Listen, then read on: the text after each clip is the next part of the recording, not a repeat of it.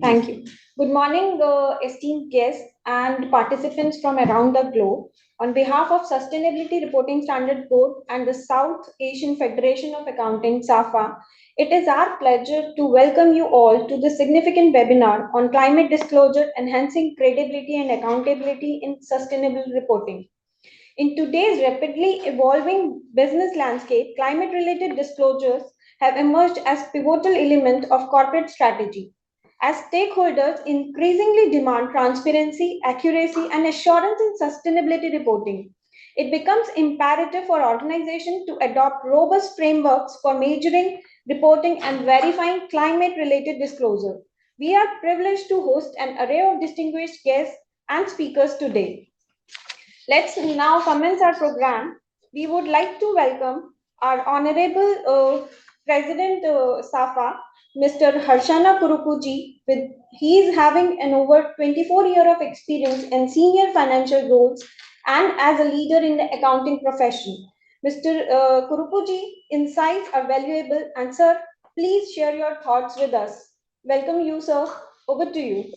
Yeah, good morning, everyone. Thank you very much, Sustainability Committee and Standard Board ICAI for organizing this timely webinar. I believe this is third, as I remember, webinar organized by SAFA Sustainability Committee. I think our aim as SAFA, South Asian Federation of Accountants representing all the SAARC countries, is to enhance knowledge of the region and our professionals in this region. Not only region, I think there are many professionals who have moved out of the region and serving the world. So these initiatives are actually helpful in uplifting their skill set and getting new knowledge. So we appreciate this initiative. I think some time back we had this discussion, why not we have a physical SAFA regional conference. I would like to make this point to invite Sustainability Committee as well as IT Committee and Accounting Standard Committee of SAFA to jointly organize event. I think even Sri Lanka can be considered as a location. So we can take this forward during our next board meeting as well. So with that, I would like to thank the Sustainability Committee Chair, CS Kumar, and all the other invitees and panel members representing Bangladesh, Pakistan, and India joining this session. And I would like to thank C. Ranjit Kumar Agrawal and C. Chandra Singh for initiating this and taking this to SAFA region. Thank you very much. Thank you, sir. Thank you for enlightening words and for setting a strong foundation for today's discussion. Now, moving on to forward, we would like to welcome our Honorable President C. Charanjot Singh Nandaji, Vice President of ICAI. He is an esteemed member of ICAI with 33 years of practice, ascends to the Vice Presidency of ICAI. Throughout his tenure, he chaired numerous committees and today advancing internal audit standards and promoting women empowerment within the profession. His leadership extends beyond the institute as he represents ICAI on various national and international platforms, contributing to regulatory bodies and fostering global partnerships. His commitment to progressive change and economic fortification embodies his vision for the institution and the nation. Sir, we are eagerly waiting for your address. Welcome you, sir. Welcome you, sir. Over to you. A very good morning, ladies and gentlemen. The tide is turning. Today, climate disclosures are no longer a fringe issue, but a business essential. They attract responsible investors, enhance brand reputation, and help navigate the ever-changing regulatory landscape. This session of today will dwell into the importance of climate disclosures in building credible and accountable sustainability reportings for Indian businesses. I would like to just discuss the India's focus on climate disclosures. You are all aware that India is at the forefront of mandating climate disclosures. Our present business responsibility and sustainability reporting framework, BRSR, along with the recent Reserve Bank of India's draft framework on climate-related financial risks for banks, underscores the growing importance of robust sustainability reporting with a strong focus on climate. As trusted advisors, chartered accountants play a critical role in ensuring compliances and guiding companies in integrating effective climate disclosures.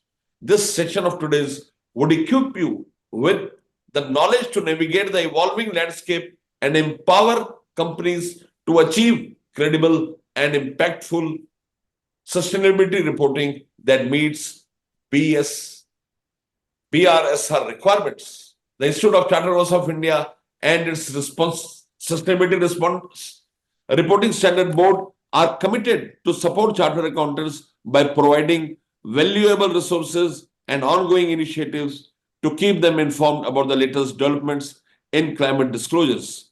Ladies and gentlemen, you are aware that the SRBS has completed 23 batches of the online certificate course on sustainability and BRSR, training about 2,100 participants in ESG audits, compliance, and BRSR reporting. Additionally, the board has published various technical materials, including standards on sustainability assurance engagements and greenhouse gas statements, which is a social audit framework and guidance documents on BRSR and sustainability development goals. They also interact with regulators and professional bodies such as International Sustainability Standards Board, SEBI, to stay in forefront of sustainability reporting standards. I take this opportunity to sincerely thank the esteemed speakers, organizations, and all of you, the participants, for contributing to this crucial discussion on climate disclosures and their role in enhancing credibility and accountability in sustainability reporting. Together, let us empower chartered accountants to become champions for responsible business practices. With your expertise, companies can implement impactful sustainability reporting, fostering a more sustainable future. I am thankful to Mr. Kausar Aram, my very dear esteemed colleague in the council, CA Anuj Goyal, Speaker Prakhar Gupta, the Honorable President of SAFA, Shri Hishana Kuruppu, and all the ICI team from Sustainability Board who have come here to make members more enlightened. Ladies and gentlemen, I am thankful for inviting me to today's function. Thank you. Thank you so much. Thank you, Vice President, sir, for your leadership and for steering us towards a more sustainable future. Your address certainly adds a significant layer to our understanding and approach towards sustainability. Thank you, sir.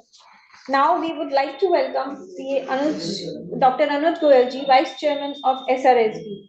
He has been an influential figure in the accounting and finance community, serving as a Central Council member of ICI. As chairman of multiple high-profile committees, including Ethical Standards Board and the Professional Skill Enrichment Committee, his leadership extends to the publication CDS Directorate and his role as a chairman at the Ghaziabad chapter of ICSI and ICMA. With over 30 years of distinguished service, including 17 years on the Central Council, his contribution has been pivotal in shaping the profession. Sir is renowned not only for his extensive experience, but also for his vast knowledge. Now, we would like to welcome Anuj sir. Over to you, sir, for your welcome address.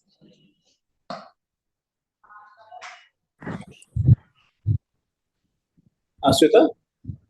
Yes, sir. Over to you, sir, for your address. Yeah, thank you very much. I'm really very happy that we are having this very important webinar on climate disclosures, enhancing credibility and accountability in sustainability reporting. And as Vice Chairman of the Sustainability Reporting Standard Board, I'm really very happy that we are having the Vice President of ICIC, Charanjit Singh Nanda sir. We are having Mohammad Kausar Alam, very prominent personality. And of course, we are having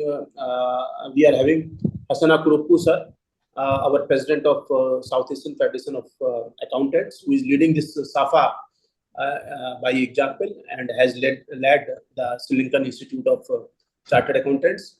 And of course, I think Asfaq Yusuf sir was also supposed to be here today, Vice President SAFA, but he's not here. And of course, we are having Prakhar Gupta ji, our honorable guest speaker from India, and Sweta Goyal ji and entire SRSB team, which is really doing a very good to really do something very, very concrete for our mother nature in the best possible manner. We are having CA Manish Goyal ji and Brigade of Chartered Accountants and other officials of the institute. And I'm really very happy that today we are having this very, very important webinar. Friends, in today's dynamic corporate world, clear and reliable climate related disclosures are very, very crucial. Effective climate disclosure promote environmental responsibility within companies, boost stakeholder trust, and unlock pathways to sustainable growth. And friends, in today's sessions, we'll delve into the particulars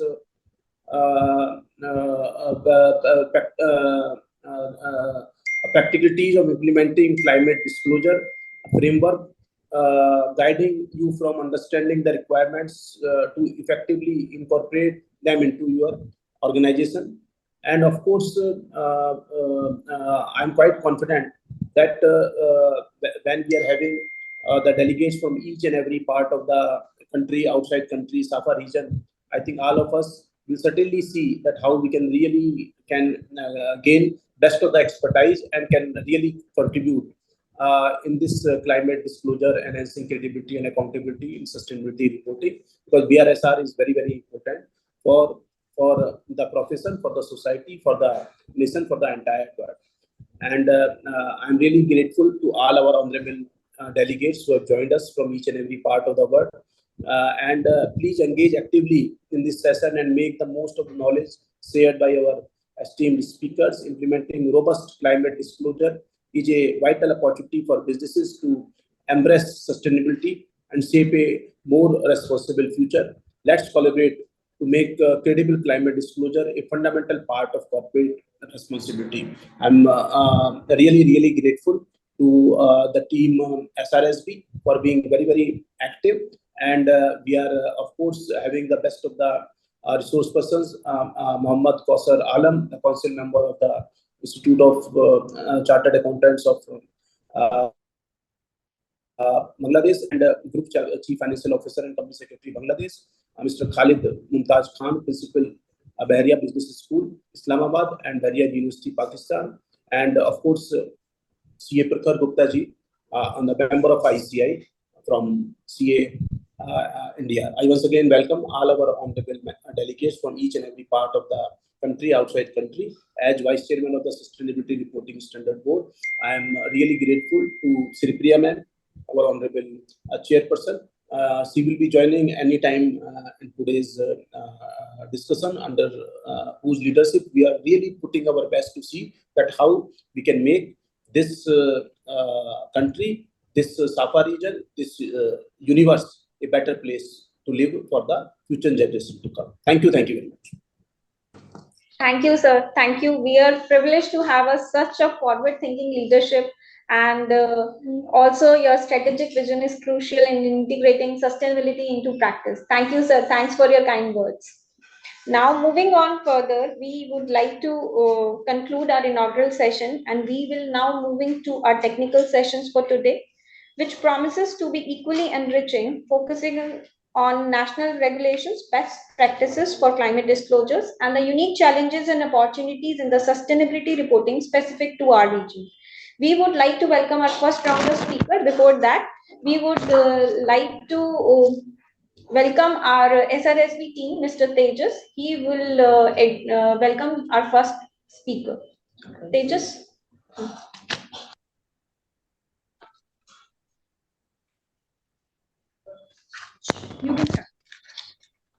Our first speaker for the day is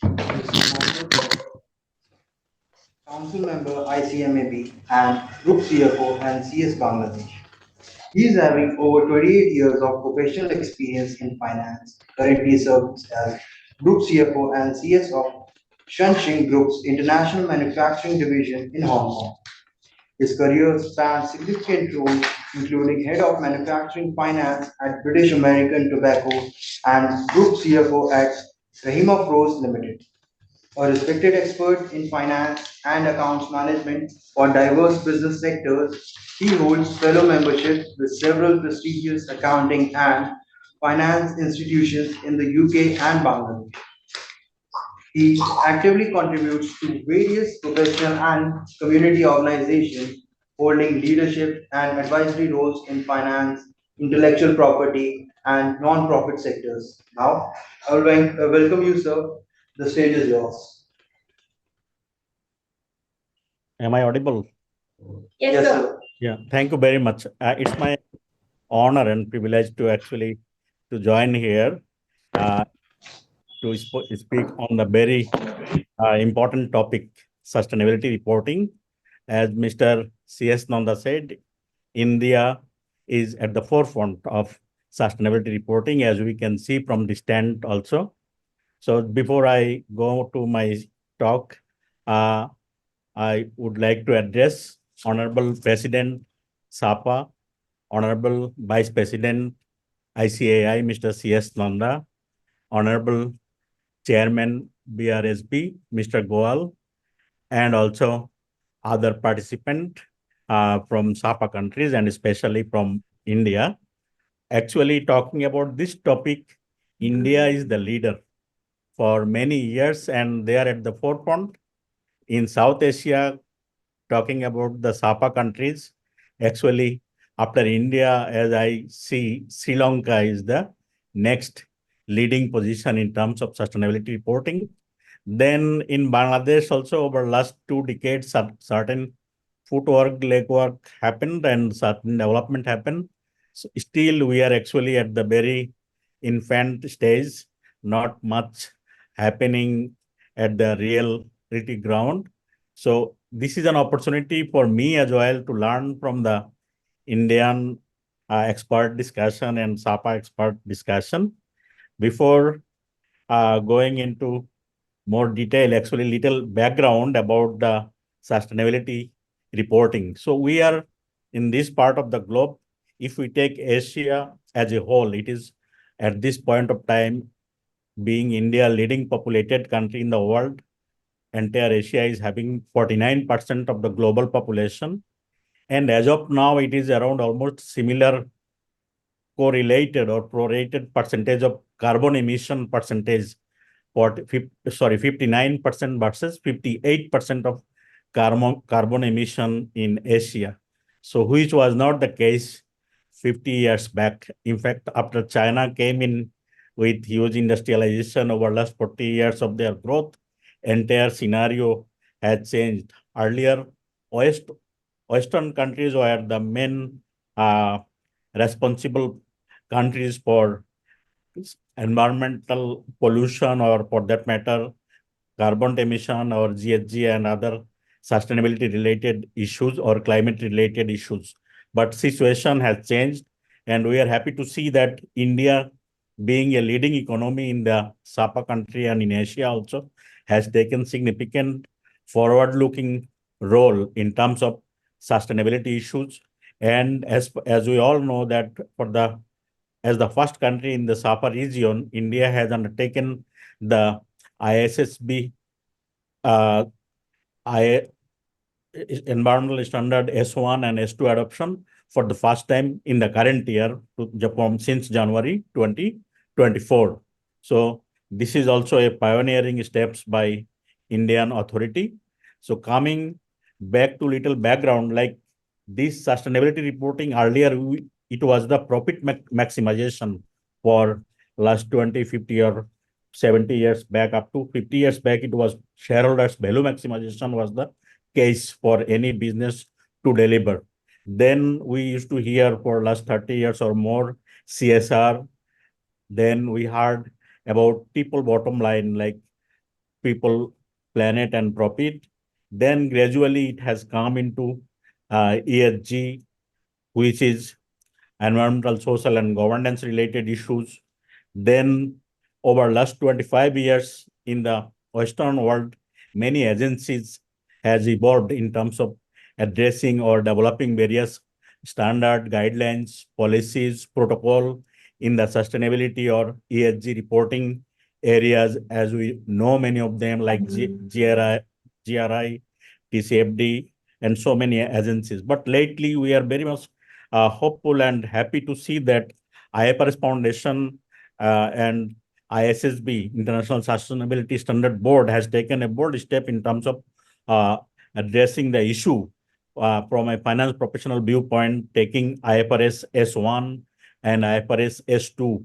Actually, this has given the accountant community a significant platform in terms of being at the forefront. And earlier also, since entire matter of sustainability reporting was voluntary, and also the report content has huge diversity or difference from agency to agency, or for that matter, company to company, organization to organization. So this IFRS S1 and IFRS S2 actually is give us a direction. So India, as the first country in the SAFA region, has undertaken this particular or adopted this particular standards since January current year.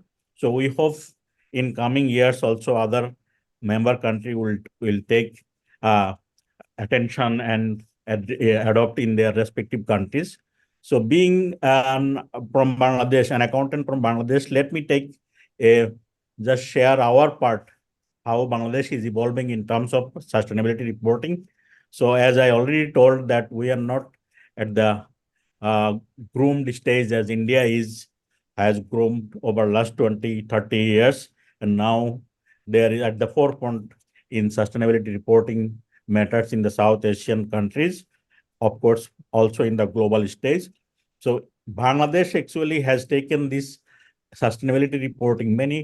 A few of the corporates back in 2010, I think 15 years back, they have undertaken certain voluntary proactive initiative in terms of reporting sustainability report in the format taking support from the GRI. So then 10, 12 companies started actually reporting. Then GRI has started activities in this part, and also they have actively worked with Bangladeshi organization like Stock Exchange. Dhaka Stock Exchange has taken GRI support, and they are in MOU and also mutual partnering situation for last 15 years. So that is how out of 22 sectors of our Dhaka Stock Exchange, which is the main stock exchange, and I think third largest stock exchange in the SAARC region, which has around 400 listed companies. So operating in 22 sectors. So out of those 22 sectors, 5 sectors companies has taken support, like banking, steel engineering, textile, footwear sectors, and other consumer goods sector also taken support from GRI in terms of sustainability reporting. So over last 12, 15 years time, around 49 plus 50 companies are adopted with the GRI reporting, and they are reporting this voluntary report to their stakeholders. Since these are voluntary report, there are challenges like the contents of the report, and also the accountability and clarity of the information, and also credibility of the report. Those are actually sometimes remain in question, because there is no particular assurance or audit on this particular data they are reporting in the audit report. Or in some cases, companies are reporting separate exclusive report on sustainability.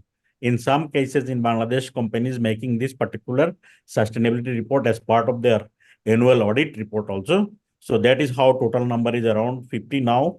So to my assessment, this particular number is very poor as far as the need is concerned. So Bangladesh, as far as the implementation agencies and authorities is concerned, so environmental agency in Bangladesh lately, though it is there for last more than 3 decades, earlier it was not there. So they are trying to actually enforce various environmental adherence policies and rules. But in other count, as a whole, if we say ESG implementation in Bangladesh, enforcement part is still long way to go. So that is one of the challenging area for Bangladesh to actually move ahead in terms of sustainability reporting. And of course, I am working in the cement industry, as already mentioned that one of the leading cement company. This is a Hong Kong-based cement company. We have operation in Bangladesh, also in Dubai. So my territory is manufacturing operations, Dubai and Bangladesh. So taking the mine industry itself, it has significant impact. Like cement and manufacturing industry, construction industry has 7 to 9% global on the global like CO2 emission percentage. 7 to 9% is coming from this particular construction industry sector. So which is in a sense significant. So this also particular industry wise, if we see the industry wise, there is also challenge like this part of the globe. Still, we are focusing on the earning more profit rather than or reducing cost rather than complying with this standards sustainability reporting or sustainability standards as suggested by various agencies and various standards, or for that matter ISSB. So in the Western world, like in Europe, they are trying to adhere many of these policies, but it has cost. So if there is also that is why it is taking time. Like if we actually balance with the customers' affordability or market price of our product versus extra cost or cost to actually comply with these particular standards or to comply with various aspects. Like in our industry, there are two aspects. One is in terms of use of fuel, there is huge fossil fuel uses in raw material manufacturing and also finished goods producing. And also, in the other hand, raw material itself also fossil thing. So that is how in terms of fuel mix and also raw material mix, both are actually impacting the environment. So to be very frank with the audience, so this is a particular industry that needs also in huge focus in terms of which come first, cost come first, or this particular compliance come first. So that is how it is taking time also in this part of the globe. I know Indian cement organization or cement companies are trying, and they have set their own target to comply with sustainability reporting over next 10, 15, some taken 2050 targets as well. So there are significant challenges in complying with the sustainability reporting. Like there was actually no singular platform before this ISSB S1 and S2 promulgated. And also there is lack of stakeholders awareness, like investor at times. Nowadays we are hearing about various investment impact investment or various investor related activities dealing with the sustainability reporting. But still investor always want more profit. So there are more clarity and more framework need in terms of investors' expectation. Then in this part of the globe, there are lacks in terms of confidentiality, and also people are like sometimes afraid about the negative publicity. So that's why they are not voluntarily disclosing or are not voluntarily disclosing the sustainability information. Then poor performance, also focus on reporting only, not action. Since these are voluntary report, in many cases, they used to make good report, not actually action-based report. So that are also one of the challenge. Lack of awareness in the other stakeholders, like in the supply chain and other processes. Then this voluntary report is also selective report, like pick and choose basis. So that is another challenge in terms of having full credibility and credential of the organization. So that is the challenge part for the year. So to align with this sustainability reporting standards and which is the need of the day, we need to have top team or board commitment in terms of sustainability related reporting or particularly sustainability related action. And also there are sometimes investment need to actually comply with various environmental related standards or environmental compliance. So that sort of approval from it to be given from the board in terms of sustainability adherence.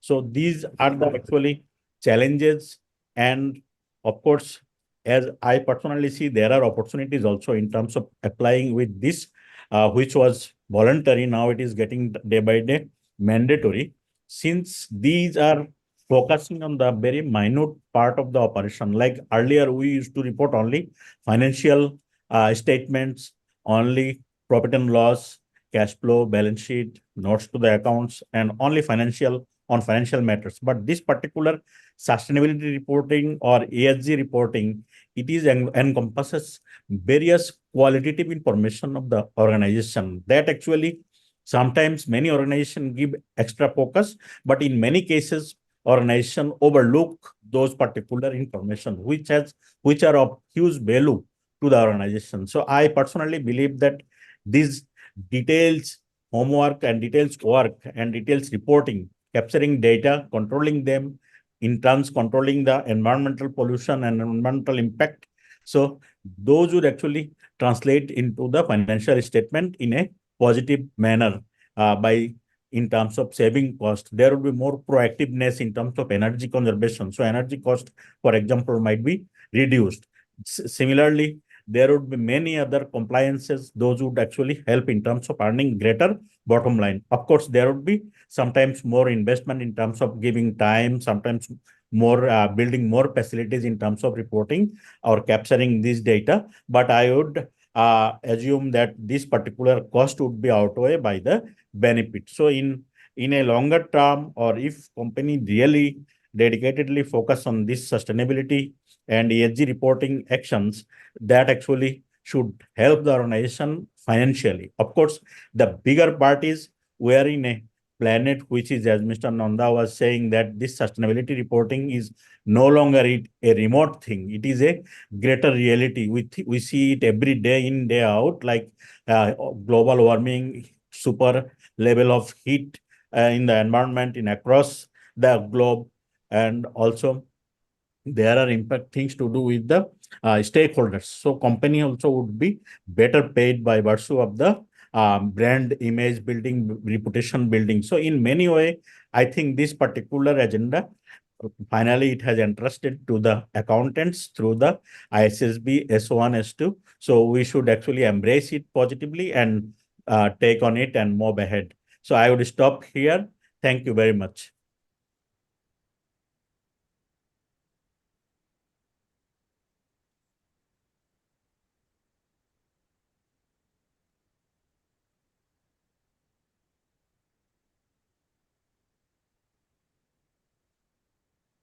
So over to the moderator. I have stopped already.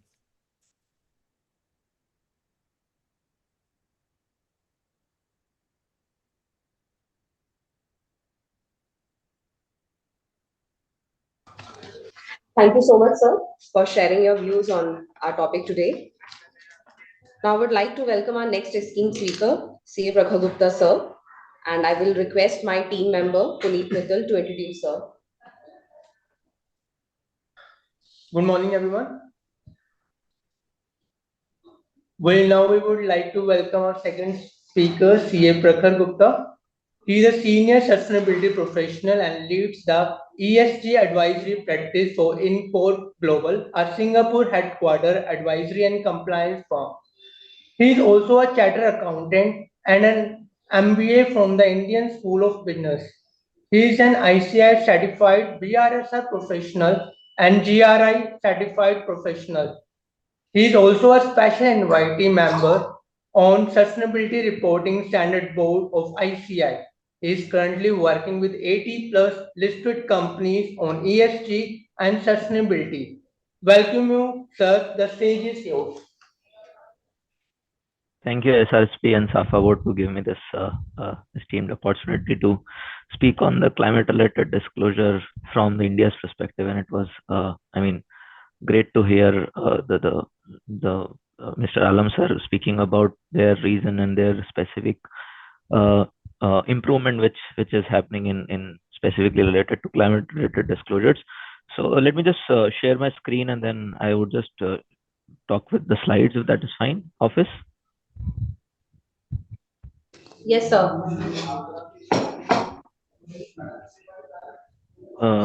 Can you see the screen?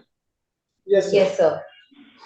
Great. So I think we'll just take a step back, and I would like to start by discussing on broadly what do you mean by climate disclosure. Again, for the lot of larger audience, I mean, several people might confuse climate-related disclosures, and I'll just start with speaking on what is climate-related disclosure, where India is right now on these disclosures, and what type of risks and opportunities. I mean, the difficulties which the country is facing currently with respect to making these disclosures, and what are the opportunities which largely can be seen at the end of the tunnel. I mean, so that's the broad coverage I would be doing, and happy to take questions at the end in terms of if I have to, if anyone have any questions on the panel, please raise the same. So let me start with very quickly on where we are on our climate indicators. So India is already aligned with the Paris Agreement, and I'm proud to say that we are already achieved our initial target. So we started with a voluntary goal in 2009 to reduce our emission intensity by 20 to 25% by 2020, and we overdid it. I mean, we achieved it on time, and we could reduce it to 24% by that given deadline. And then we have revised our target again in 2015 with the new goals. So the current goals which we have already revised on the path of the national determined contribution is that we have to reduce our carbon intensity. So earlier the target was 30 to 35% by 2030, which we have raised to 45%, because we are already on the path of reducing, and then we have achieved the same. So that was first thing which we have done in 2015 when we submitted our goals. The next thing which we did was, initially we had a target of 40%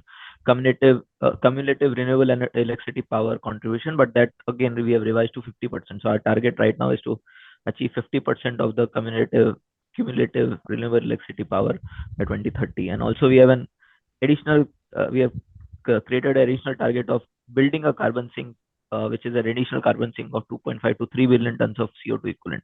So that is also a target which we are right now progressing on. And lastly, we have announced a net zero target, which is 2070, which is one of the sort of biggest leap into the process in which India is presently moving into. And a lot of focus we see right now is already there on renewable energy and adoption of renewable energy, which is one of the biggest contributors of the positive contributors of the reducing the climate impact and the climate change. So I think we are on a steady process and a steady growth phase. And just to sort of give you a brief glimpse on few of the frameworks also, as I said, what do you mean by climate disclosures?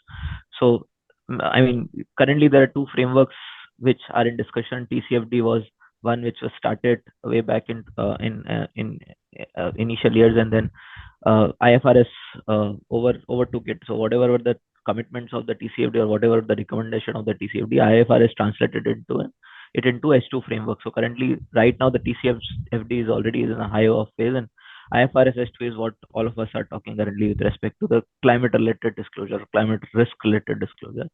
Now, many of us only see climate-related disclosures as scope 1, 2, 3 emission, which is largely, I mean, a gap which is seen when that if you are disclosing your emissions, you are already doing the climate-related disclosure. But that is not usually the case. It's a very large concept which not only talks about companies' impact on the environment, but it also talks about the environmental impact or the climate change impact on the company, which is the larger piece when you're talking of climate-related disclosure. So when you say climate-related disclosure, the intention is you calculate your climate risk, which is growing because of the climate change. The risk on the business also is going. For example, the risk of water scarcity, the risk of flash floods, which is very prominent right now in especially this monsoon time. I mean, a lot of SAFA nations will face the flash flood situations, and it's very prominent. It's on the rise. So how business is getting impacted due to these instances? The hurricanes are on the rise. The adverse climate situations, heat waves, recently we have seen a very large span of heat waves. Right now, also it is going on in several northern part of the country, especially in India. So how it is impacting the business today is what the whole concept of a climate-related disclosure, and it's not just disclosing your emission, which is your footprint on the climate. So largely it covers four parts. I mean, whether you talk of TCFD and the new IFRS S2 framework, largely it is focusing on the four parameters of climate-related disclosure. The first and foremost is the governance part. So how do you govern? How do you monitor at the top? So what are your committees defined? Which board committee or which management committee is taking care of these climate related risk and opportunity? What are their skills actually? So even the questions are there on what are their skills and competencies to be on that committee, and how are they ensuring that for the organization they are defining properly, appropriately the climate related risk and opportunities. And what are the dedicated controls and procedures? So broadly, the questions related to governance, and then strategy majorly, which is how is your company strategy tuned to these changes? I mean, first is what are your climate related risk on ground? So what are your physical risk? What are your transition risk? When you say physical risk, mainly it is related to the physical hit. Let's say, for example, as I said, the risk of flood, the risk of earthquake, the risk of sea rise, all these are considered as a physical risk. And then you have transition risk, which is mainly with respect to the regulatory changes or the impact which is happening on due to the transition which is happening of the climate change. So a lot of government regulations are coming in. The whole concept of carbon tax is coming in. So what are the current risks you have identified for your business? That starts with the strategy, and then not just identifying, also clubbing it into short term, medium term, and long term climate related risk. And the next part which it focuses mainly is on what is the anticipated effect on your value chain. So let's say, for example, a company which is into the FMCG space, or let's say a company which is into making cosmetics or making edibles, which is using palm oil today. So the whole value chain is under risk right now because of there's a lot of negatives, a lot of impacts which is being talked about using the palm oil into the product. So what is the impact of the value chain is also what you have to strategically define and come up with a transition plan. And once you define this transition plan, you have to also define the financial effect or the financial impacts which is being impacting your business, or it will impact your business in short term, medium term, and long term situation. And then once you define everything else, you define your strategy on the top of it. You will test your strategy with respect to the different scenarios of climate change. What if your strategy will work today, tomorrow the climate change is more than 2 degrees? Whether your strategy will work, whether the climate change is more than 2.5 degrees. So testing your climate change strategy at various parameters is also something very important, which a climate risk related disclosure is talking about today, especially IFRS or TCFD is talking about today. The third step is, once you identify a strategy, the next step is the overall concept of risk management. So what is your risk management framework? How do you identify these risks which you have identified? How do you set a likelihood on the top of it? How do you prioritize? How do you monitor these risks which you have identified? So what is the concept of it's a usual process which currently also we are doing in our financial domains. How do you test your risk? How do you define your risk, and how do you test these climate related risk? And lastly, on the matrices and the targets, that's where your scope 1, 2, 3 fits, which is the fourth parameter of the overall concept, wherein you are defining your KPI. You are defining, when you say risk, what are the numbers you are monitoring to measure that risk. And scope 1, 2, 3 is just few of the numbers. There might be other numbers also, like for example, water scales. So rise of water tables could be one of the parameter which a company might be monitoring. It could also be the depletion of the groundwater the company might be monitoring. So what are your matrices which you are monitoring, which is related to your risk related to the climate change? And then what are the targets you have taken on these different numbers is what the overall climate related disclosure is all about. So these are the 4 pillars which needs to be considered when we all are talking about the climate related disclosure. Moving on to swiftly on what we are doing, what India as a country doing today on these disclosure. Where are we on various of these disclosures? So starting with the first part, which is the BRSR piece, which is a BRSR regulatory piece, that where are we on the current regulatory space. So currently we have already started on a journey of mandatory ESG disclosure. So today in India, BRSR report, which is known as Business Responsibility and the Sustainability Report, is mandatory for top 1,000 companies, and this has to be published annually along with the annual report. So this is the first move which has happened in year 22-23, wherein the first disclosure was mandated. So currently, as we speak, this is the active second year, wherein the top 1,000 companies are making their mandatory ESG reports into the public domain, which is with the name of BRSR report, or Business Responsibility and Sustainability Report. From last year to this year, we have taken another leap, wherein there is also a mandate which has come in on not just publishing the report, but publishing the assured report. So a lot of concern was there till last year with respect to the data which has been going in these reports. Were these actually true on ground or not, was a concern. So this year, SEBI has mandated, which is India's regulatory sort of regulation on these listing regulations. They have mandated this year that from starting this year, at least top 150 companies has to publish this report, has to publish a assured report. So there is already a assurance which is going on certain indicators of this report, and this number is already gradually will grow. And there is a mandate which is out on how it will grow. So for next year, for example, from 150 it will go to 250, then 500, then eventually 1,000. So by FY 26-27, all 1,000 companies mandatory will publish their report along with the assured. They publish their assured report.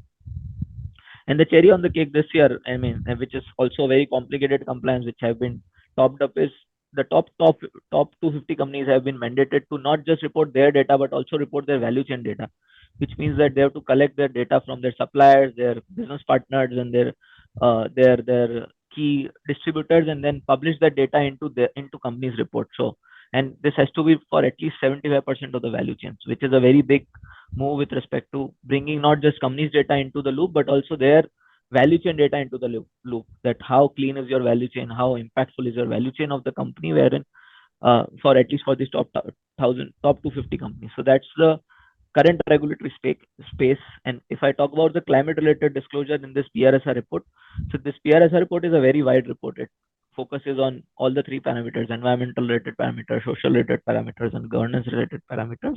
But it has some specific indicators which are aligned towards the climate risk disclosure, although it is not totally in alignment with the climate risk related disclosure which we just now saw. So the first point is talks about publishing a number on scope 1, 2, 3 emission. So what is your scope 1 emission, which is your direct emission from fuel consumption? What is your scope 2 emission, which is your emission from consumption of electricity and other powers which you are buying from outside? And the scope 3 emission, which is largely the value chain emission. So whatever you buy, whatever you travel, the extended emission of your transportation, everything has to be covered, which is the scope 3 emission. So this report talks about all the three emission, and the numbers has to be published by the company. There is also certain data on other emissions like NOx and SOx, which has to be reported by the company. Apart from this, these numbers in absolute terms needs to be reported. Plus, you have to also report the intensity, wherein you have to report this data in per rupee of turnover. So every rupee of turnover you earn, how much is the emission you emit into the environment has been asked. And this rupee of turnover you have to also report in USD terms. So USD equivalent numbers, which is the PPP converted numbers, you have to also report in the USD terms so that it becomes globally comparable. So, and the third is on the production unit intensity, not just on the turnover, but you have to also report in terms of one SKU produce, how much emission you emit on one production unit of yours. Let's say if a company is into manufacturing of steel, so per ton of steel, how much emission the company is doing is also needs to be reported. So all these three are very strong parameters on the metrics, enabling the metrics part of the story. Now there are also certain parameters on targets and progress. So what is your current targets? You have to mention that what are your current targets which you have taken on emission, and where are you on these targets? There are also questions on risk assessment part, wherein you have to mention what are your current material risks. They have not focused clearly on the climate risk, but then it is largely a question of material risk, which also climate risk also form one of the part of that parameter. And lastly, on GHG reduction initiatives. So what all initiatives you are taking with respect to reducing this, reducing the emission, reducing the intensity, and going closer towards your target. So largely, if you see from the last slide, the risk management and the metrics and targets piece is what broadly has been targeted by BRSR, but governance and strategy piece is not very strongly as of now pushed in the reporting domain currently. Now let's move on to a very interesting proposed regulation which is there in India right now. So it's a draft requirement currently. It's not been become a mandatory disclosure, but this disclosure is given by RBI, which is the Central Bank of India. And it says that the disclosure framework on climate-related financial disclosure. So this will be the first official adoption of climate-related disclosure in India by the banking sector, and they have taken the leap first. So what RBI, which is the Central Bank of India, they have proposed that all the scheduled commercial banks, which is the large banks, the tier 4 primary urban cooperative banks, so the cooperative banks, all India financial institutions, and large NBFCs, they have to align with the IFRS requirement or TCFD requirements in the same four buckets. So the requirements they are mandated in the same four buckets, which we just now seen, which is governance, strategy, risk management, and metrics and targets. And although it's in the draft discussion phase, but more likely, I mean, this will sail through and India will see its first climate disclosure requirement mandate coming on the financial entities. So from 25-26 onwards, they have to start publishing their informations on their governance strategy and risk management structure. So and how are they implementing this on ground? Let's say when they are giving or lending the loans or they are investing in certain projects, how are they ensuring the risk management and the strategy alignment of these investments? Lastly, on matrices and targets, so by 27-28 onwards, the matrices and targets will also get mandated and implemented. On tier 4 UCBs, again, the mandate is from 26-24 because these are small banks and small NBFs, I mean, small banking institutions.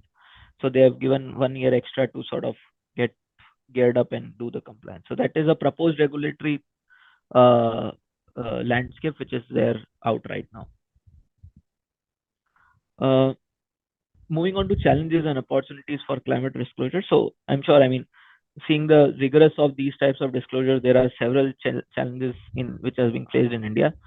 Just I will take a couple of minutes also to talk on before moving on to the challenges, the type of disclosures currently being done by the public sector, the public limited companies which are there in India. So the listed companies, they are already at least top 100 companies. They have geared up with all these disclosures, and there are several companies in India which are already publishing a TCFD aligned report. And this includes large companies like the TCS, which is Tata Consultancy Services. This includes companies like HDFC Bank. This includes companies like various large companies. They have already adopted the TCFD and they started doing these disclosures on the public documents as a voluntary adoption. So although India is mandating it, Indian Inc. or Indian government is still mandating it, but then companies are already on the path and they've started taking these initiatives in the direction of adopting these disclosures. Now, talking on the complexity and challenges, I think the first and foremost is the technical skill itself. So when you talk of the climate risk assessment, it's a very different set of skill set which is required. So it is larger than just calculating the emission, because then you have to also do identify the growing climate risks, which means you have to understand the risks which are growing from various factors of climate. So the technical expertise is something which needs to be built in within the corporates and even within the professionals to take these types of risk assessment, which is very niche in India right now, and in most of the SAFA countries, I'm sure this would be the case, wherein there are very limited understandings on how do you do this climate risk assessment. So that is the first technical challenge, I think, which is there with respect to conducting these climate risk assessments. The second challenge, I believe, is mainly with respect to the data itself. So if you see, even when you calculate the emissions, a lot of factors or emission factors you use, which are published by agencies in US and Europe, and which means that there are still ground studies had to happen in India, which gives you emission factors or emission parameters, which are India specific parameters. So there is a limited secondary data also available on these documents, on these parameters which are related to India. We are referring to most of the companies which are doing this assessment, they're referring to foreign data rather than Indian specific data. So I think there's also gap on the research perspective at the India Inc. level, wherein India has to publish more of these data transparently, which is related to the climate change, so that it will help companies to take their decision more strongly and assess their situation in terms of where they are on these climate related risks. So that is the second sort of challenge which is being faced by the industry today. The third is also on the supply chain perspective. Your company has become mature, but still largely the supply chain is immature. When you ask the numbers from them, when you ask even the emission numbers from them, you will not get easily through the data when you start including the supply chain data. So the concept of value chain falls flat till the time the whole supply chain is mature and the whole, I mean, not just your corporate, but then others also in the line are mature to give you these data. Lastly, mainly on digitization perspectives, a lot of data is non-digitized, still being captured through non-digitized modes, Excels and others, in terms of how do you get this data within the system. And also on the consistencies. So data is not consistent across the site, across the location. There are need-based calculations which are happening in most of the companies, which is not at the group levels, because these companies are doing, or these plants are doing these calculations mainly because one of the customers have come to the plant and they've asked for the number. So the consistency is not there with respect to the flow of data. I think these are the 5 major challenges which has been faced across the industries today, especially in India. On talking on the opportunities, I think the first is and the first and foremost is climate change itself is a truth, and hence it's a risk. So most of the companies have started realizing the way things are moving and moving very fast, very gradual. This year, a lot of impacts have happened because of the heat waves which have flown in during the last 3 months in India. And I think most of the companies have started realizing, most of the consumers have started realizing in India that this is a need now. The companies have to conduct the climate risk assessment, and these frameworks are a good enablers to do this. So I think the positive or the opportunity perspective is that there is it's a good time for the companies to start seeing inside out and see add these additional risks into their kitty when they're doing the risk management process. So I think that is one very important aspect. Second, again, India is a global center right now. In most of the countries, most of the global nations, we are growing. We are one of the fastest growing economies currently, and the focus is on India. So there is a lot of pressure which is coming from outside stakeholders as well. A lot of European customers, USA customers are asking Indian companies to do these calculations, do these assessments, even investors. So global investors like Blackstone, BlackRock of the world, they are already pushing Indian companies and Indian investments to start doing these assessments. And RBI is also, onboarded now. So the whole investment piece will get enabled once, and it will ensure that these things are being picked up. The third is on, I think, governance perspective. Also, there is a lot of opportunity for the professionals to start focusing on the governance element of this climate risk assessment. So how do you, for example, draft the climate risk policy? How do you implement a climate risk policy? How do you conduct the internal control mechanisms? How do you fit this in the current COSO frameworks? Is something which is very interesting for the professionals like us to start thinking into. Going deep into and start aligning our efforts on these directions. Fourth, also on the carbon accounting, I think it is very cheaply, very swiftly rising. The companies, almost have doubled this year who have done their carbon calculations in India. So bare minimum, the scope 1, 2, 3 calculations, the application to SBTi, which is the Science Based Targets initiatives, calculating the net zero, all these initiatives are fairly on the rise in Indian markets, and a lot of opportunities are coming in for the professionals to deep dive into these new areas as well. And lastly, on the assured data, there is also a increase of requirement of the assured data, because companies, and it's a risk and impact data, so companies will take decisions on this data, investors will take decisions on this data. Not just the calculation, but also assurance part also, this is getting very serious in terms of how the things are increasing and the opportunities are going for the professionals like us. So yeah, that's it from my side. Open for questions and answers. Over to you, office.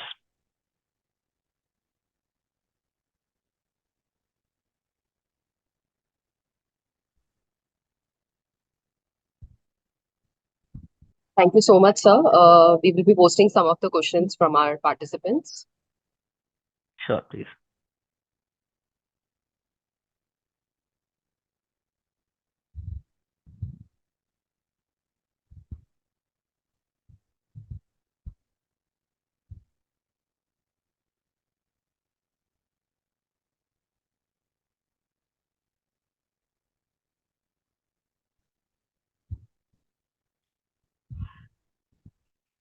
So one of the questions they have asked is, how do these regulations impact the company's reporting practices, and what are the key compliance challenges that India is facing rightly?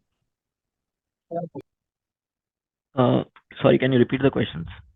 So they're asking, how are these regulations impacting companies' reporting practices, and what are the key challenges that India is facing right now? See, I think more than reporting practices, this is more aligned towards even the business conduct practices. I mean, once you adopt these disclosures, there are a lot of changes which has to be made on how do you conduct. So once you have to respond to this, for example, if you see in those four buckets which I showed you on the slides, and if you have to respond to these sort of disclosures, you have to first enable these disclosures within the organization, which means, let's say, creating a ESG committee or creating a committee and enhancing the role of that committee, risk management committee, to include the climate risk identification structure could be one of the parameters. Adopting a climate change policy or a climate risk policy could also be a parameter.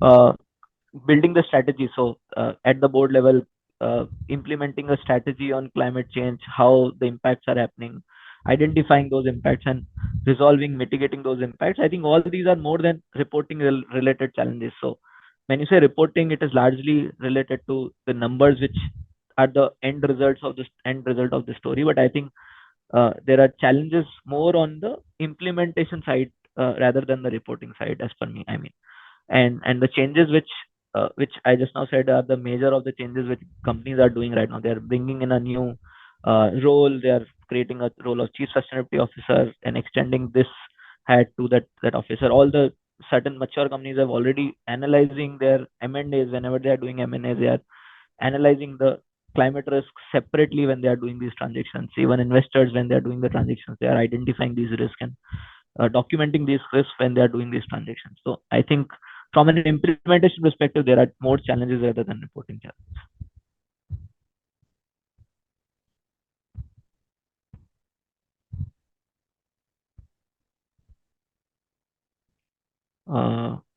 Should I take this question? What are the best practices you recommend for companies to enhance the credibility of their climate disclosure?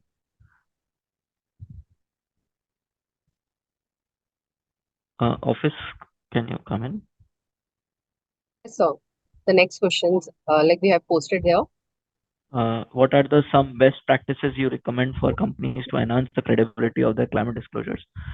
I think you have to start from the first only. So there are four elements which I said: governance, strategy. So there is a very interesting paper which has been published by Social Stock, the Sustainable Stock Exchange, which is a Singapore-based entity, and they have published an interesting paper on the phase-wise implementation of TCFD. And you will, when you read that paper, you will realize that the way they have beautifully sort of put it in this ladder approach, wherein what do you do in phase one, what do you do in phase two, what do you do in phase three, and what do you do in phase four. So usually the phase wise implementation, in the first phase, the first thing and the best thing you can fix is governance. So start, adopt, create as I said, enhance the responsibility of the board or a board committee, adopt a policy, identify the risks, at least on a qualitative basis. So let's say on a qualitative basis, you believe that water is a very critical factor for your organization or for your work.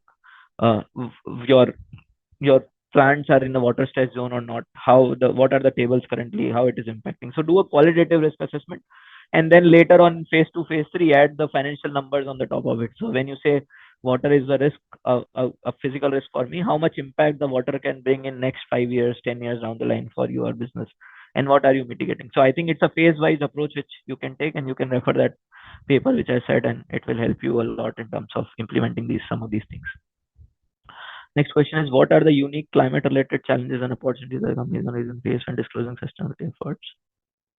I think this I already covered in the slide. What are the unique climate related challenges and opportunities which is faced? How do these challenges differ from global trends, and what strategies have been successful in?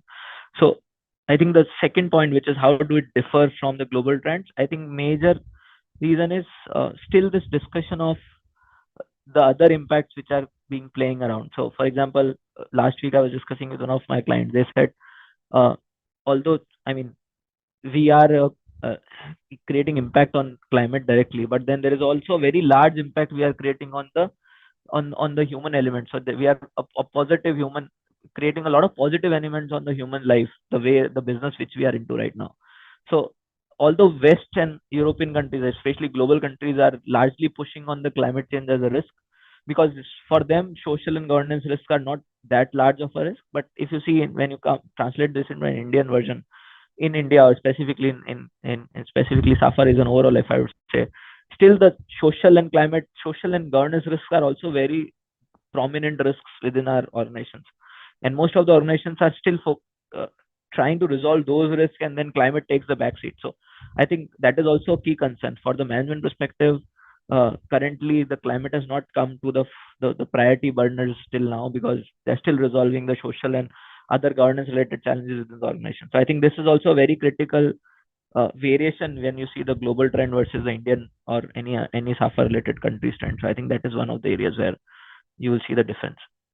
Are there specific sector or industries in your region that face particular challenges in aligning with climate-related disclosures? I don't think so. Now it is a sector-specific question anymore. At least in India, if you see BRSR also, it's a mandate for all sectors. If you are in top 1,000, you have to disclose all these informations. And so that's the global perspective. I mean, everyone thinks that climate is very important. At least emission is an important indicator. You should start doing the calculations. You should start at least seeking the impact. And if you see today also, let's say heat wave, and if you see the analysis which are coming on the heat wave, it is creating impact on every sector of the society. If it's a manpower intensive sector, then you are taking a hit because you can't operate in the hours where the heat is very high. I mean, or you have to do extra investments to ensure that you don't fall ill or people don't fall ill while operating in that work hours. If you're a manufacturing sector, again, there are a lot of compliances which are coming in because you are emitting a lot of things right now, and you are being considered as a person who is contributing towards the rise of the climate change or the rise. So you are getting a lot of compliance impacts today, and the tax related. So it's a either way around, you are getting an impact of the climate change through direct measures or through indirect measures. So I don't think it's a sector specific question anymore. Do companies need to mandatorily discuss and disclose ESG risk in their ERM committee meetings? I think it should be done because that's the expectation. Is if you see the IFRS S2 also, and the whole concept of integrated disclosures or reporting or risk management structures, climate risks are an important element of a ERM, and it should be an important element. Although already, I mean, some of the companies and structures, they have taken some of the risk. Like for example, certain companies will have raw material risk as part of their ERM, and raw material is getting impacted because of the climate change, and it is automatically factored into the current ERM also. So I mean, although the current ERMs have some of the other elements of this, like for example, earthquake or some risks which are related to the physical climate risk, and it's already known. So companies will mitigate it with through insurances and all, which is also a part of ERM currently. How much insurance you have on your properties and all, which is part of the ERM today. But then officially or formally, now it's high time to include the climate related risk also as a part of ERM, and it should be in the regular discussion that what are your growing climate related risk and how are you mitigating. Please refer literatures which we professionally.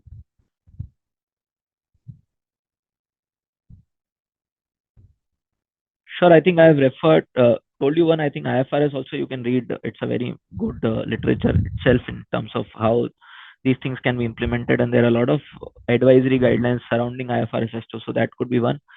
You can also see already there is a mandate on Singapore. Hong Kong is also very advancing very fast on adopting the IFR, the TCFD disclosures and IFRS disclosures. In Hong Kong, Singapore is already a mandate.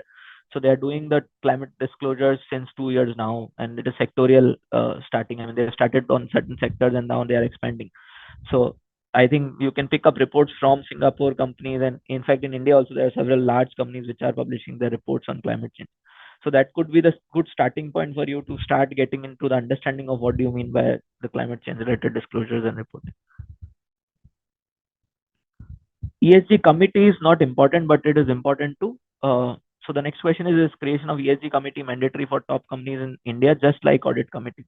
So it is not a mandate right now. And in fact, the whole concept of ESG committee is not mandated. What is mandated is a proper or what is required, not even mandated. I would not say mandated. What is required for the time is now you have a proper delegation of these responsibilities. So that board tomorrow not to be held responsible for everything which is happening like you do in your financial parameters today. You ensure that everything is delegated down the line.